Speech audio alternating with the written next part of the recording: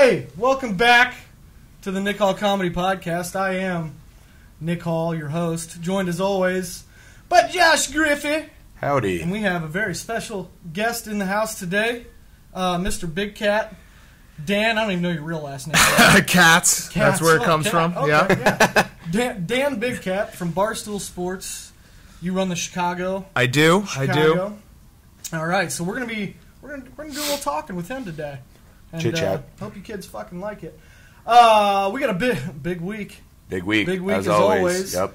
We got the second. I don't know what that was. There was something going on across that I missed. This thing that we do. Okay. We what it does is he locks eyes with me and shoots sexual tension at me, which I deflect like a tennis ball. So at this point, when I say I watch your show all the time, you know I'm lying because I had no clue what the big week was. The format is this. This is our 18th podcast.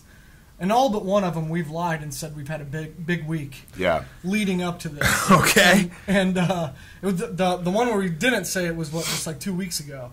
And God, the kids just got on us. Furious. Why did you not? They just assumed we were sandbagging all week. This week, so, laying around. Yeah, this not is a big doing week. anything. We've got the new Kent Murphy video out. That is the second video with the softball girls. Yeah. God damn, you guys love those softball. By the way, kids, man, you got to hold back on the comments here. I don't know if you've seen it Jesus. yet. Dan, we got Jen Schroeder and Amanda Scarborough. Don't know who either of those people are. Well, they're women athletes. Jen went to I am a... Hey-o. Listen...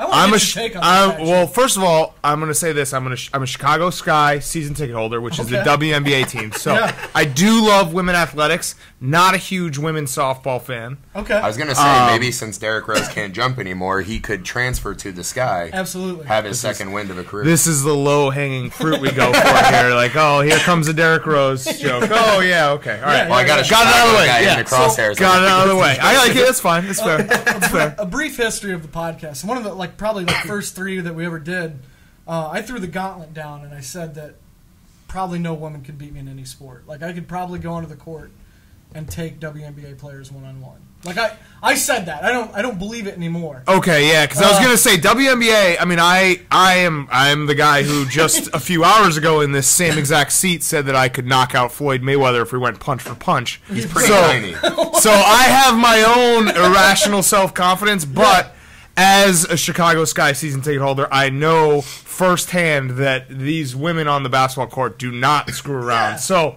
I don't know about softball, but I know basketball. You know what? In case your guys are attacking you on the internet, I'm actually going to back Big Cat up on the Mayweather thing. Yeah, thank you. When's the last time Floyd Mayweather won a fight by being good at punching? I agree. Good at dodging. That was my whole point. My whole point was he's a defensive guy.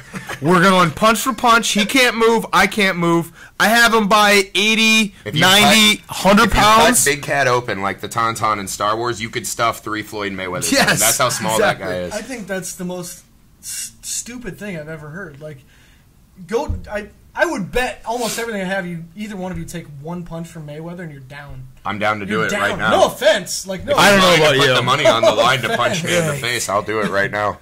I mean, I don't know, man. I don't know. It goes back to the question we asked a couple weeks ago. Would you rather take a bare-fisted punch to the face from Mike Tyson or have any NFL punter kick you in the nuts? Like, if you had to pick one. And this is Mike Tyson now or Mike Tyson 80 Mike Tyson? Like 89 Mike Tyson. Okay. Your choice. I would probably take the kick in the nuts. Let's also not compare Floyd Mayweather to Mike Tyson. That's kind of a false. That's also true. I'm not comparing. I'm just saying. Mike Tyson could literally fucking hard, kill you. If you got a bare knuckle punch from Mike Tyson in the right space, you could fucking die. What was You're the not reason? going to die from the kick in the nuts. You guys both took Mike Tyson? No, I took Mike Tyson. Okay, you took the nuts. Because what's the worst with the nuts? You can't have kids? Oh, God forbid you can't have Dude, kids. I said within 5 years, science is going to invent a fake testicle that can probably secrete flavors, can probably do all kinds of good stuff for my body and the ladies. Well, and that's way better than being dead. My whole reasoning behind it, like, getting kicked in the nuts just sucks. I mean, of course, but so does getting concussed by Mike Tyson. But here's the thing, like, you get to show that back. Like, you get kicked in the nuts, and nobody knows but you. You're just, like, in pain. You take one to the face from Mike Tyson, you get to walk around with that battle scar, and you can always do the lame joke and be like, should see that guy. Yeah, all right, okay, that's fair. That's fair. You know what I mean? Guess what, man? Sloth from the Goonies had a deformed head. They locked his ass in a basement and fed him candy bars. That was his whole life. Did he fucking prevailed? You know, after that movie ended, they fucking chained him up to the nearest rock and old yellered him. No way they're putting him in society. Sloth got murdered, and so would you if your head was deformed. It's not true. It's a fact, dude. It's not true. But anyway, the whole point of this was, so Jen was a pitcher for UCLA. Okay. And Amanda, Jen, Amanda was a pitcher for Texas. Jen was a catcher for UCLA. Jen was a catcher for UCLA. The catchers are usually the bigger girls. Well, they're both really attractive. Super you don't have to lie to me, Nick. No, you'd be surprised. Video evidence, dude. They're both very attractive. Read the YouTube comments. Okay, all right. But anyway, like Griffey and I went into this with this really like false confidence. Like, dude, we're gonna go in there. She's gonna throw her fucking little underhand pitch to us, and we're just gonna cream them. I foul tipped one. Right. And I foul tipped like 3. I put 2 into fair play. 1 hit grass. You hit one off the end of the bat that like rolled fair, and then foul tipped 2. Like how fast they throw? She was about it's 86. The equivalent of an 86 mile an hour fastball. And that was like she said she hadn't pitched in like 3 years. A little humble pie. I got it. Yeah. I mean, I get it all the time. I go out and try to do stuff and not that humbled. Have to swallow it. Yeah. Not that humbled. I feel like 2 more weeks of training and eating right, I would have barreled it up. That was my light bulb where I was like, well, I probably can't beat WNBA players now. Yeah, no, they're different. Yeah, they're. I mean, like Elena Del Don, who's going to be an MVP, probably win a couple championships. Never heard of her. You wouldn't score on her. She's the Dirk of the WNBA. Here's what I'm saying, right? Like, I don't think like Nick, like I could beat them in one-on-one because I just don't have the offensive tools. But there's no way that if I had like 6 months to just run, right, and that's all I had to do was run and not be fat anymore, that I couldn't be like a Dennis Rodman of the WNBA. I'm weighing a solid 240 right now. No way I couldn't box. Yeah, but that's not. Here's always my theory, Big Cat. See what you think. Here's what you need to be a WNBA player. Consists of 3 things: the ability to not dunk and do layups, the ability to have a sparkly uniform, and the ability to have solid fundamentals. That's really the game. I think I could do all 3 of those. And with my superior fat, stout male body, I could definitely box out for rebounds. Well, here's the thing. All right, so now this has turned into Big Cat's WNBA podcast. Sure, absolutely. The best one we're gonna put out. The Sky just drafted a female from I think LSU. I can't remember. It was a Southern school. She's 6'5". Okay. She's 250. Wow. Yeah, so but her 250 probably looks different. You're going up against her. No, she's pretty solid. I went to the home opener. Like Floyd Mayweather. I'm saying, like, I agree with you that you could compete in the WNBA. See? But I don't think you understand that the biggest women are actually bigger than you. He'd be like a Fred Hoiberg, more like in the NBA. Not Dennis Who will be the Bulls coach soon. You think so? Yes, I do think he will be the Bulls coach. I remember he played for the Pacers for a while. Big Pacers fan. I went, like, probably the 3rd or 4th game I ever went to, he went off and dropped like 24 points that night, and I was like, dude, I got to get this jersey. And he's insanely attractive. Nowhere to be found. Nowhere. I couldn't understand. I was like, why isn't Hoiberg's jersey out? And they're like, well, because he's the 9th man. Right. I mean, he's a good-looking guy, but yeah, he's not good. Yeah.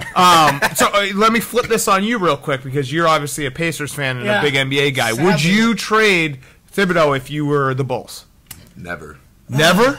I don't know. That's a tough one. I think Thibodeau's a good coach. He's a great coach. He's obviously like he can run a defense and make you competitive just on that alone. Right. I don't know though, man. Like they're pretty anemic on offense. I got a question. Why does none of this? Like, why do I never see reports on ESPN about the Bulls GM? Like, why does he never address this like terrible offensive problem? Well, but here's the thing, right? Like, they brought in Boozer. That's kind of like that was a not super great pick. Like, he ended up being all right, but he's not great. I'll tell you exactly. Like, what are they doing? I'll tell you exactly why they haven't come out, because there's tension between the GM, Garn Pax, and Thibodeau. There's always been tension. And it's been a really rocky relationship, so they're never going to come out and be like, he's our guy, we're keeping him no matter what. They will always listen to trade offers, which I'm actually fine with because it's a players' league. Right. Who cares? I get the coaches, we went through Vinny Del Negro. Yeah. We saw what that was like. That's atrocious. We got some of that. Yeah, Scott Skiles, same thing. Right. So you have a bad coach can ruin a team, but at the end of the day, if you can get real value from him, for him and players, you have to do it. I think so. Yeah, I think I agree with that. But what's the player equivalent? What would you be looking at for Thibodeau, do you think? I don't know. I mean, the Bulls are in a spot right now where they can possibly trade him for some picks and then flip the picks in a bigger package for a Love. So that would be worth it to me. Yeah. But, I just think the whole idea, like, you can't trade a coach is crazy. It's the players win. It's rare. Right. Yeah. It's rare. I mean, Doc Rivers set the precedent. I'm with you in a heartbeat, because if we could have flipped D'Antoni last year, that would have been great. Well, like, if I would have traded him to the Dodgers for, like, 3 of those shitty hot dogs they sell out there. Like, no problem, dude. It's like, I'm all for getting rid of coaches. I just think Thibodeau is one of the good ones. Who's your dream coach to take over that? Well, I think it would be naturally would be Hoiberg. You think so? He would come right. Yeah. I mean, I don't think they would trade him unless they had Hoiberg sitting there ready to go. It's tough, man. Yeah, it is tough, and I don't know if he would be a perfect fit, but the offense is not great. The defense is the best in the league usually every single year. He does grind guys too much. I mean, he plays guys 48 minutes all the time. He's shorthanded a lot, too. No, he is shorthanded, but he also pushes. I think there's after a few years of being great in the regular season, then kind of fizzling out in the playoffs. You could see that in the playoffs this year. Insert Pacers joke here. Right. Some teams are actually legitimately scared of getting the Bulls, but then you could see it. They were just tired. I think there's something to be said for a coach who can get max capacity out of their team during the regular season, and that's what happens with the Bulls. They're always playing on the fifth gear. Yeah. That's why they're winning. That's why they're beating teams. That's why they're winning 50 games. And then when they get to the playoffs and LeBron says, "Oh, I'm going to take over now," and the Pacers are like, "All right, well, we're going to stop screwing around." Well, it's them and Popovich with the Spurs, right? That just know how to do it. Right. Popovich doesn't play. He gives guys nights off all the time. He knows that he doesn't care. Home advantage is only good until you lose. Right. You win that one game. The first 2 games you've taken home advantage, and that's it. So what do you think about? Okay, I'm in a little predicament myself with the Pacers. People are calling garbage. I know you hate the Pacers. Well, people are calling for. Wait, what's your predicament? You're like, is this the season you quit liking them? People are calling for Vogel's head right now. Sure, he sucks. I don't think he does though. Look at his track record in his tenure. He's completely lost that locker room. He's a dead man walking, dude. It's not his fault that Hibbert just went totally useless after the All-Star break. Well, I get it. Roy Hibbert got drafted and literally could not do one push-up. That should have been signs of bad things to come. I get it, but. As an outsider looking at it. All right, so here's my thing with the Pacers. I just don't see why anyone is shocked at what is happening. What has gone down in this playoffs and what's going down with Miami right now. That's not a surprise to me. They don't have a guy who is a next-level offensive guy who can take over a game and win you a playoff game. And that's all that matters in the playoffs. Yeah. Defense is great. And you need a good defensive team, but you need a LeBron James, you need a Kevin Durant, you need one of these guys, a Kobe, who can say, all right, I'm winning this game in the fourth quarter, everyone get out of my way. Right. And they don't have that guy. Paul George is not that guy. Yeah. So I think that this isn't a real big surprise to me. I mean, this team is flawed. Yeah, they are. I don't know. I guess it was a surprise to me because of the way we started this season, and then we just took it. You guys won the champion. You went 9-0. I've been needling Pacers fans nonstop throughout. I mean, even though everyone comes back at me and they're like, "Oh, the Bulls lost to the Wizards in 5 games." I don't really care. I want to see the Pacers crash and burn. Well, you said it. You said it after the Pacers won. I said after game 1. I said that's the last game the Pacers are going to win. The Pacers lost me because, I think it is funny though. A lot of this, I think a lot of the thing that people hate about the Heat, right, is the flops and the ridiculous overreactions. I gotta say though, watching a lot of games now that Nick's at my pad, I watched almost all the Pacers game.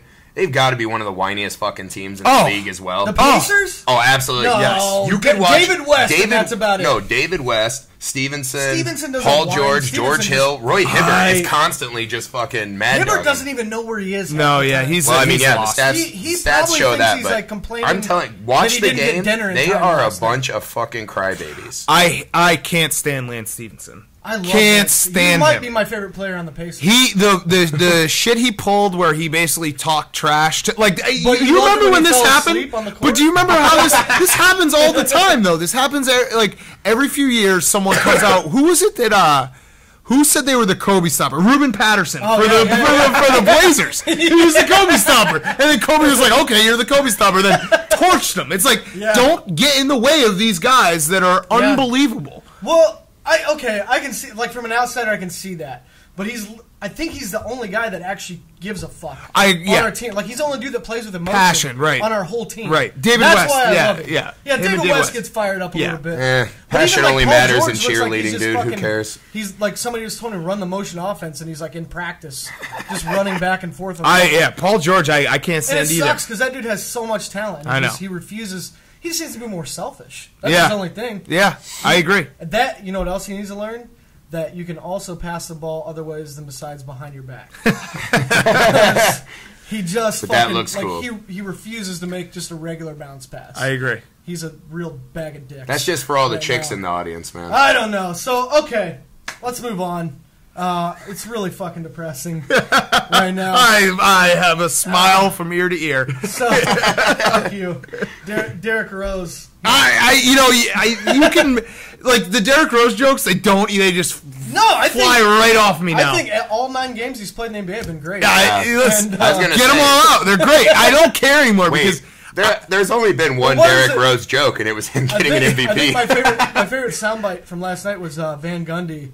He said that Shane Battier has never made a bad game decision, because he's never in the game. Yeah, and I think my first thought was like, well, I guess I could go back and look at all 53 minutes of his career game tape and verify that. Do you know that Shane? This is actually a funny fact about Shane Battier. You know that he's so obsessed with his shooting percentage and like being like this technically sound, analytically like perfect player that when at the end of quarters, if he has the ball, he waits an extra second for the buzzer to sound before throwing up like a long, like half-court shot because he doesn't want that to count against him. So he doesn't actually take the shot. That's a fact. He doesn't do it. Like, it's so calculated. I mean, awesome. So yeah, Shane Battier never makes a mistake. What a guy, dude. In fantasy world, we appreciate and respect that. Oh my God.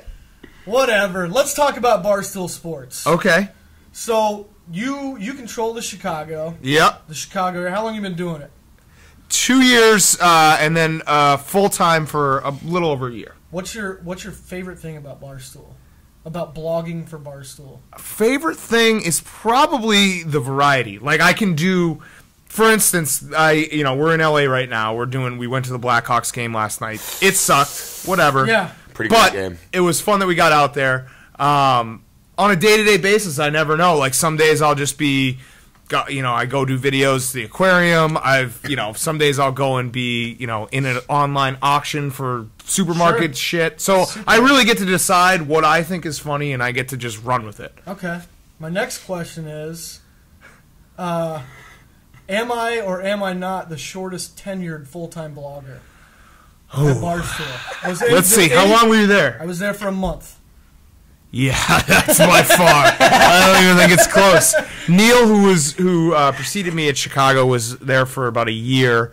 Manzo, who tag teamed with Kevin in New York, was probably about 6 months. So yeah, you're by far the most crushing defeat in Barstool history. You make your mark how you make your mark. And we spoke. I mean, we had met before this, and we also, I tried to help you edit stuff and figure out, how to get things correct. Yeah, so like most of my blogs that were shitty were like bad editing. I get it. Yeah, no, actually, do you remember the one blog where I wrote it? Yeah. This is funny because I don't know. This is true. Yeah, so Nick had a problem with the blog, and he was like, "Can you take a look?" And I was like, "Sure." I was like, "I didn't really like your angle, so let me just like rewrite it real quick, and then you can like make it your own." So I rewrote the whole thing, and then Nick just published it, and everyone was like, "Oh!" It was like the wrestling belt thing, and everyone was like, "Oh, dude, you're coming around! Like this is great."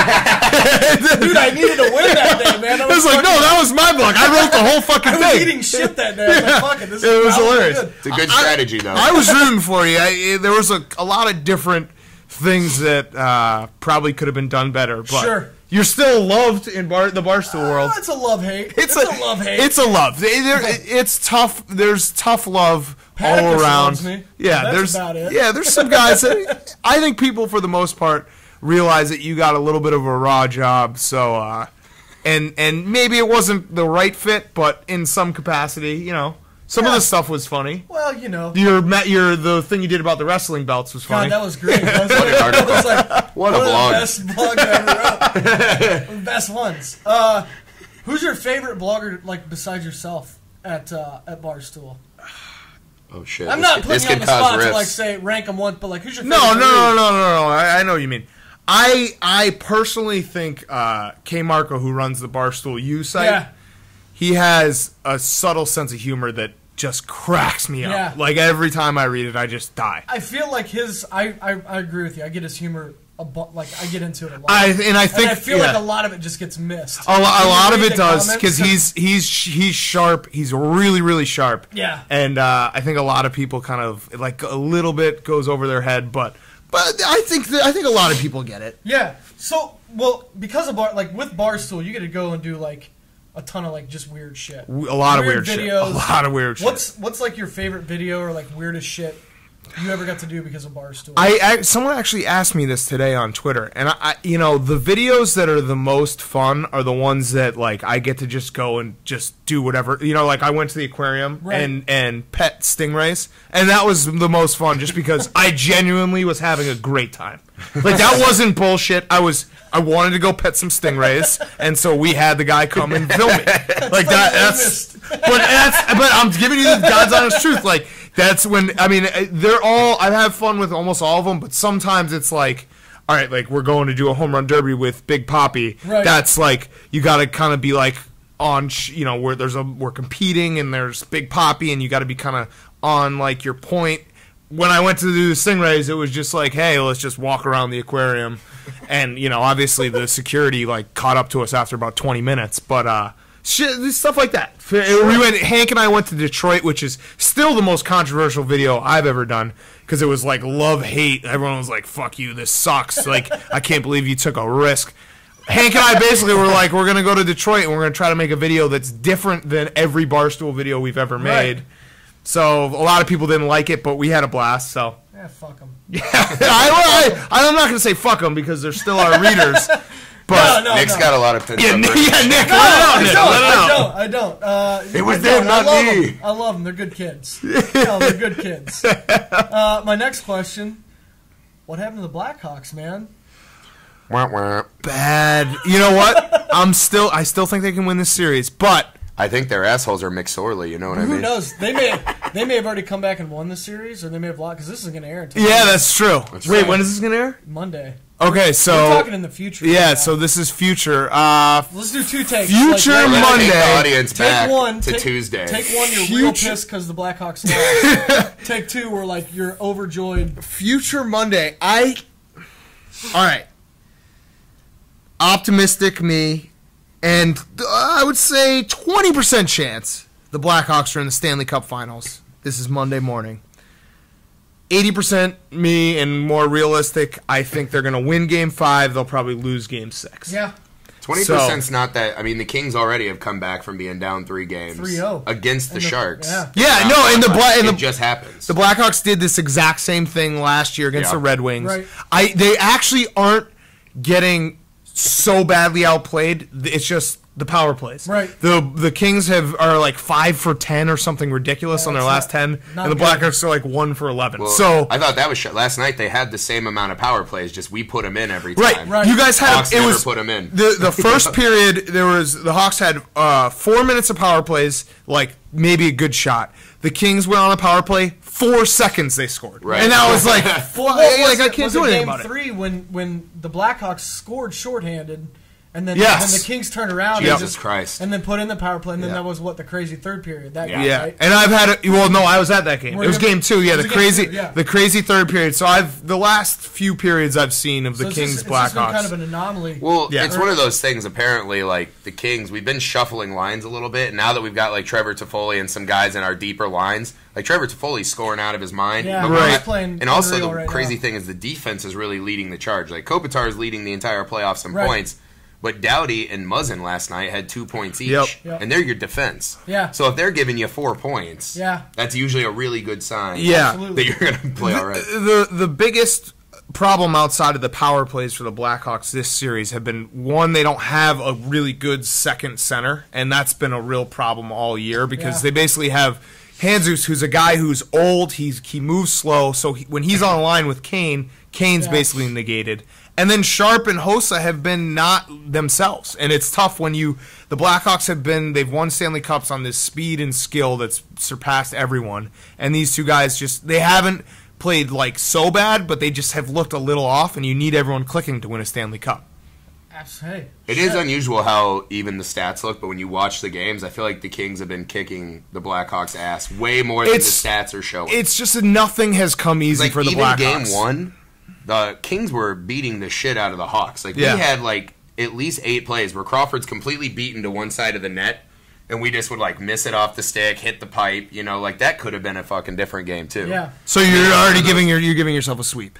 No, absolutely. Yeah, that's what just happened. Did it not? Like, he just took game 1. I need something here. Come on. No, man. I'm just saying. I think it's one of those like it's. I think you hit it on the head. It's like the young, fast. You know what? That's like we're actually like right in the like. The Kings aren't the youngest, but we're like right in the middle. I think we average like 26.7 years old or something. The Blackhawks aren't old by any means. No. They have a couple old pieces. Shocked. Like the NHL is actually like ridiculously young on average ages. When I looked this up during the game the other day. Well, you know what I was shocked about out here? We've been going to this bar called the Rec Room to watch basically every Kings game, and they're packed. As soon as this series started, it was like 50-50 Blackhawks. Yeah, Chicago fans travel well. We travel well everywhere. I mean, there are actually like several just Chicago bars out here. In LA. Yeah, there's a lot of Chicago people out here anyway. Yeah, real dickheads. Most of them. Gross. This guy actually, I did almost get in a brawl with one of the guys during game 1. Yeah, but you're on the goalie interference. Oh, come on! You can't brawl. We're all in our late 20s. We weren't gonna brawl, but it became stop brawling at some point. More words. I was like a little hungover. You know what I mean? When was the last time you guys got in a fight? Like in a real fist fight? Yeah, in a real fist fight. Probably like 6th grade. Yeah, I was gonna say. I mean, maybe like junior year of college. Oh no way! Me and my brother got in a fist fight like 2 years ago. Me and my brother got in a fist fight on Hollywood Boulevard, and he got arrested. He was like, he literally had me in a choke. I'm just bleeding out of my mouth on the sidewalk. The cops put the spotter light on us, and they're like, "What's going on?" My brother's like choking me to death. He's like, "It's fine. He's drunk and he's trying to drive. I'm his brother." And I just was like, "I've never seen this guy before in my life." And they arrested my brother, and I went and slept in some bushes. 2 years ago, fist fight. Griffey's claim to fame. Griffey and I went to college together. Right when we got done with college, he moved out to LA, and I was like, "Oh, that's so awesome! He's going to LA." And then, like, what was it? A month after that, less than you punched Andy Dick out in the I middle did. of the street. All right, tell that story, please. I was like, "Oh my God, LA's so fucking awesome!" Right? When can I You know go? what's funny? My buddy actually tweeted him like, "Hey, my buddy Griffey says he hit you. Like, is this true?" And Andy Dick's like, "Not a chance." And I just fucking tweeted Dick. I was like, "Anytime you fucking asshole." Because I had 2 run-ins with him. Not a chance. So what happened? What happened? Well, I was a door guy right at this bar called the Snake Pit on Melrose. And so right away, Andy Dick walks up and he tries to walk past me. I was like, "Whoa, whoa, whoa!" I was like, "Need to see some ID," and he just got fucking like enraged. Like, "Do you know who the fuck I am?" You know, and he's like pulling out his ID and he's like doing this like in my face so I can't read. I'm like, "Get that out of my face, dude! Get that out of my face!" It's like, "What do you want? Blood and semen samples?" And I was like, "Oh my God!" Like I was getting heated. Like got off my chair, which I never wanted to do as a security guy. So then the waitress comes out. She's like, "Oh, it's just Andy. Let him in." I was like, "All right, he's on your hands now." Like 20 minutes later, she comes around. "You got to get Andy out of the bar. He's got ape shit." So apparently, he does this a lot too. He goes into bars with no money, no wallet, and he just starts stealing people's drinks. So like this girl bought a bunch of shots. He ran up and just started taking their shots. Took a guy's beer right out of his hand, and the guy tried to push him, so he like threw it on the guy. Yeah. Slapped his girlfriend's titty, and then like another guy tried to fight him, so he grabbed the guy by the dick. Like it was out of control by the time I had gotten into this bar, right? Funny side story. He actually had a friend who I talked to try to cool it down, who he paid $1,600 a month and a car just to like be his like rent-a-friend. And he has full custody of all his kids. Oh, shit. But that's neither here nor there. So this motherfucker, I go in and I'm like, "All right, you got to fucking get out of here." And he was real cool. Like he kind of like settled down. He's like, "Fine, man, I'll leave." So we're outside and he's like, "You know, man, like sometimes just I get a little out of control. It's just hard sometimes." I was like, "I get it, dude. You're kind of like..." It's hard not to grab guys' dicks and drink other people's beers. I got it. I get it. Like, you're kind of known for being an asshole, like, on TV. Like, you're a comedy guy. People expect you to be a character. Like, whatever. We're kind of having, like, a cool, like, cool-down moment, right? I'm having a cigarette. Right. Next thing you know, 2 girls walk around the corner. This girl's, like, fiddling with her purse. He just goes, "Bah!" and just spikes her purse out of her hand. Shit everywhere. So I'm like, God damn it, that's it. So like we're literally chasing each other like Scooby-Doo. I'm trying to grab him. He runs out in the street, almost gets hit by a car, grab him by the scarf, yank him back on the sidewalk. Motherfucker stands up. I think he like scraped his elbow or some shit. He was furious. He's like, you son of a bitch, bouncer. And he's like coming at me. I'm like, whoa, dude, like just get away from me. Just like let it go, man. Let it go. Walks towards me, unzips his pants and pulls his dick out. And I was like, what the fuck, man? Like I was like, back it up, dude. This story is like, hey, there's so many twists into it. Okay. So finally he's like, I'm like, what the fuck are you doing? He's like, I'm gonna piss all over you.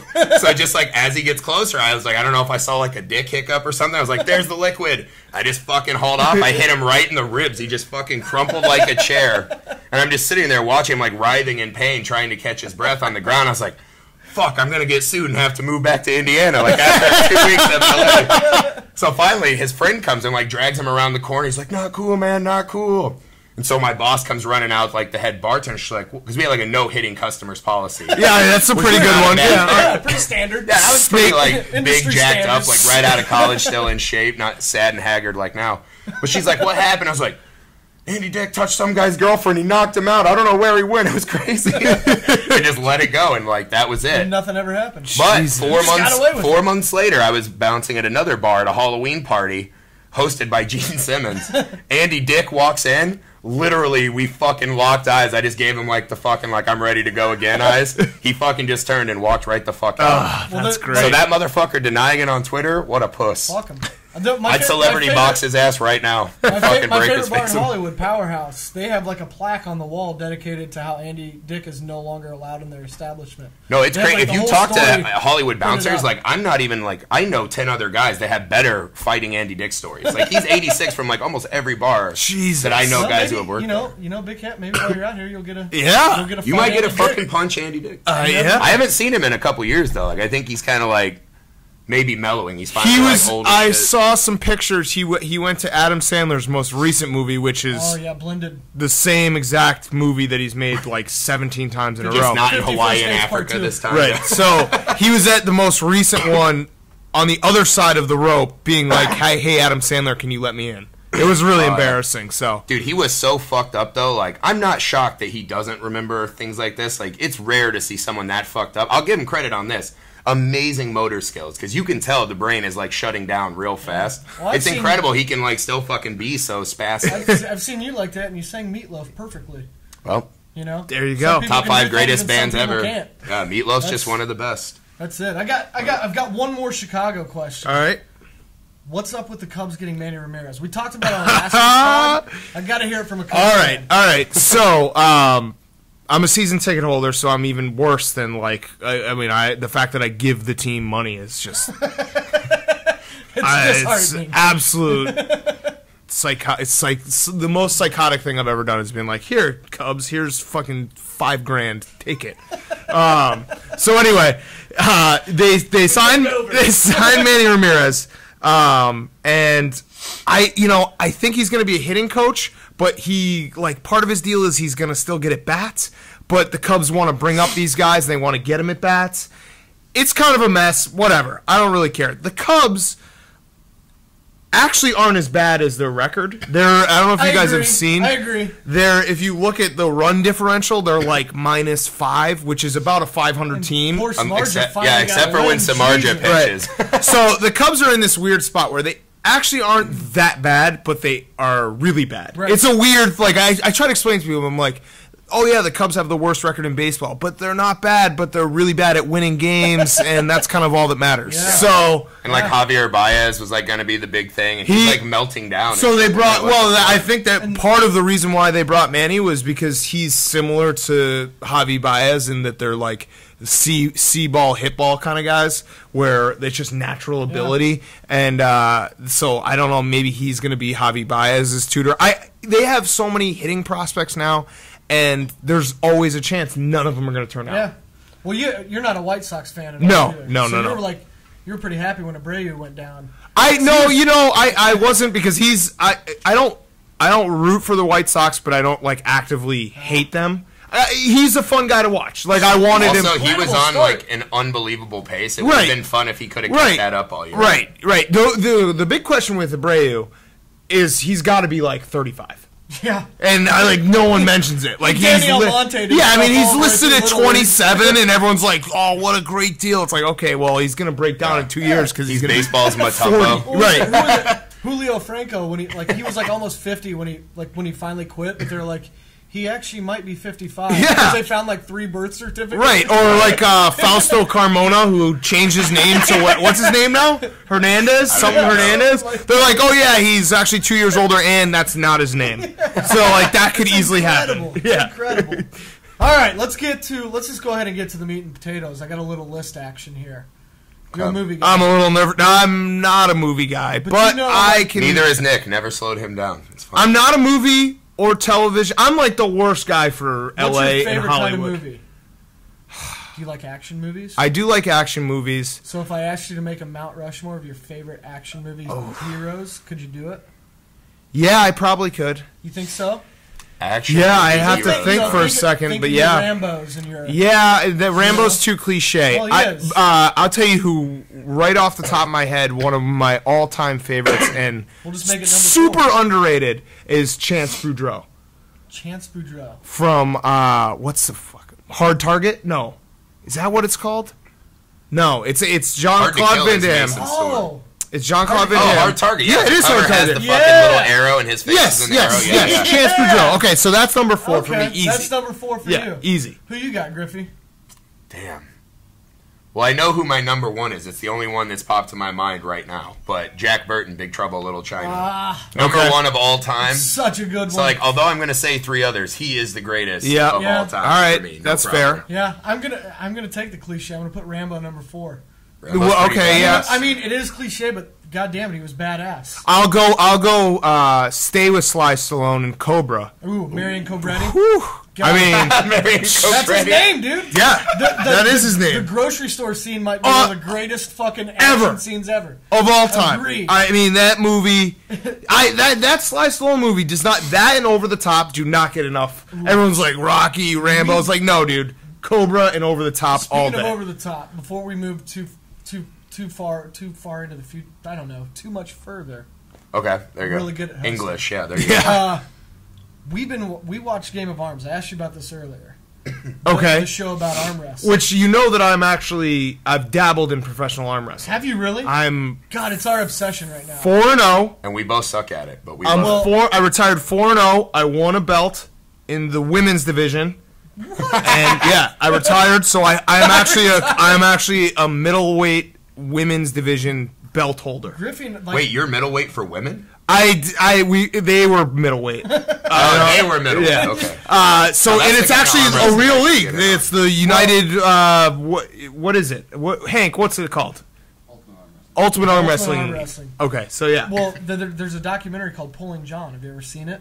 It's all about John Berzink, the dude that was 25 years in a row. Overall world champion. Pulling John, that's not the real name of the documentary. I swear to God. It is, and it's not a porn. It's not a porn either. I know, that's what I'm saying. What the that guy was in Over the Top. He won this contest. Okay. This arm wrestling. He got into the movie Over the Top. For, 25 years. Undefeated arm wrestler, 25 years. Only weighed Griffey's 208. Size, beating just beast dudes. Yeah. Just it's not, it has nothing to do, I mean, it has obviously something to do with strength, but it's all about leverage and getting your hands correct. Yeah, we've been trying to get Travis Bagent on our podcast. He's just a monster. Yeah, the arm wrestling, those guys are nuts. And I don't know if you've talked to anyone who actually arm wrestles professionally, but when we went there and we talked to these guys, they're like, oh yeah, I broke every bone in my arm. Yeah. I had to switch to left.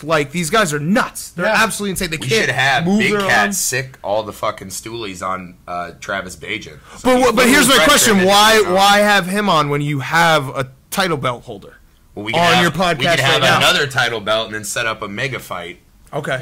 Yeah. I'm just saying, you guys are you could be our new Mayweather. We could ride you to fucking. It's one of those things the grass is always greener, and you got a title belt holder sitting with you right now. Actually, pretty much everything. Ask away. I'm 100% sure that your accomplishments stack up to his. Pretty much everything Big Cat has said today has been 10 times more eloquent than anything we've ever said. Speak on for this yourself. podcast. No joke. Not even you, dick face. I'm pretty great at speaking. So you got English. Marion Cobretti, number 3. Yeah, now this is where it gets tough. Who you got number 3, Josh? I'm going Arnold Predator. Ooh, I always love such a that good fucking one. movie. Yeah, that's a good it's one. like it's always right up there, like top 3 best action movies for me. Arnold's just like the epitome of man in it. Yeah. Because like halfway through, like guns are useless now. Yeah. You know what I mean? So it's all like booby traps and fist fighting, giant knife, and plus like every guy in that movie super badass. Which like him being the most badass out of that whole group elevates him a bunch for me. I'm going. Like it. I'm going number 3 sleeper pick, Crocodile Dundee. I like that. Croc Dundee. That is a sleeper pick. I have I have a sleeper pick for number We 2, talked but about it a couple weeks ago briefly, but the guy is underrated. He just like jumped in that river.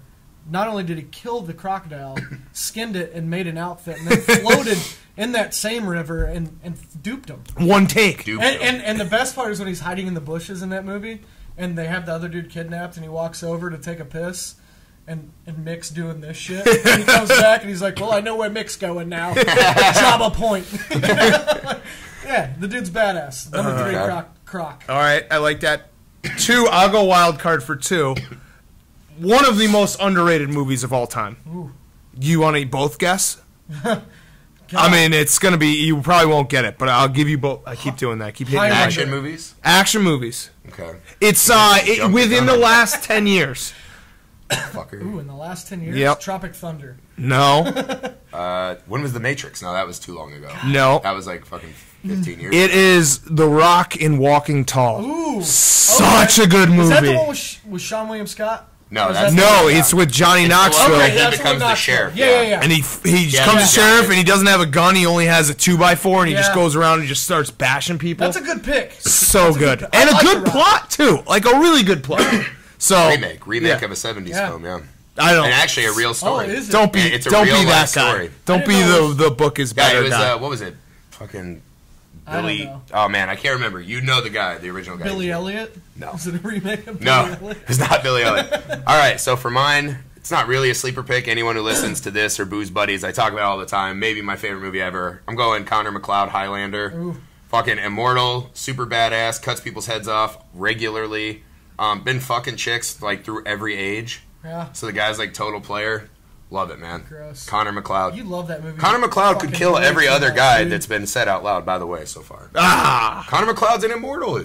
I mean, Unless someone in here is a better sword fighter than him and cut his head off, Connor McLeod's I'd take gonna kill Chance everyone. Boudreaux over Yeah. almost anyone. No way. I'm going to take kind of another like cliche, but Arnold Terminator. Yeah. Yeah. Great. Well, I'm happy you took it, so I don't have Dude's to be a the bad- cliche guy. Goddamn, he was badass. What Yeah. else can you say?